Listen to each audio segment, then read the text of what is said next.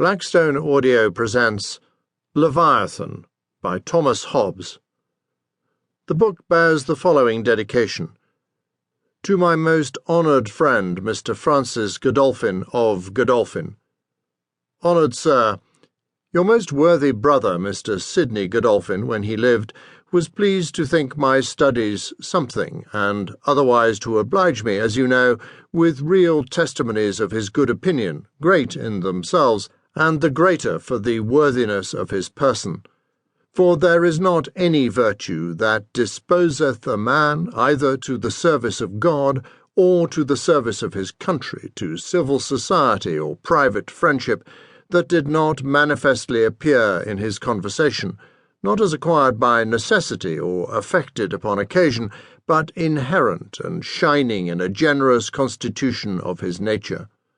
Therefore, in honour and gratitude to him, and with devotion to yourself, I humbly dedicate unto you this my Discourse of Commonwealth. I know not how the world will receive it, nor how it may reflect on those that shall seem to favour it. For in a way beset with those that contend on one side for too great liberty, and on the other side for too much authority, 'tis hard to pass between the points of both unwounded. But yet, methinks, the endeavour to advance the civil power should not be by the civil power condemned, nor private men, by reprehending it, declare they think that power too great.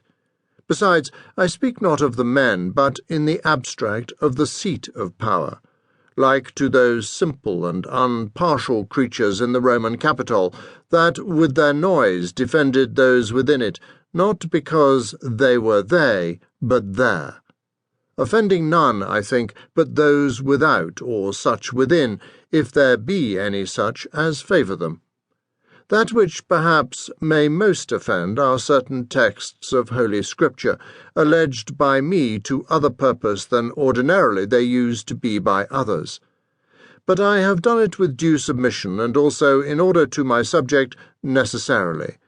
For they are the outworks of the enemy, from whence they impugn the civil power. If, notwithstanding this, you find my labour generally decried, you may be pleased to excuse yourself, and say, I am a man that love my own opinions, and think all true I say, that I honoured your brother and honour you, and have presumed on that to assume the title, without your knowledge, of being as I am. Sir, your most humble and most obedient servant, Thomas Hobbes. Paris, April 15–25, 1651. Author's Introduction. Nature, the art whereby God hath made and governs the world, is by the art of man, as in many other things, so in this also imitated, that it can make an artificial animal. For seeing life is but a motion of limbs, the beginning whereof is in some principal part within. Why may we not say that all automata, engines that move themselves by springs and wheels, as doth a watch, have an artificial life? For what is the heart but a spring, and the nerves but so many strings, and the joints but so many wheels, giving motion to the whole body, such as was intended by the artificer?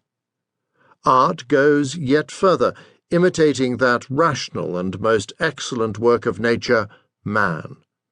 For by art is created that great Leviathan called a Commonwealth or State, in Latin civitas, which is but an artificial man, though of greater stature and strength than the natural, for whose protection and defence it was intended, and in which the sovereignty is an artificial soul, as giving life and motion to the whole body.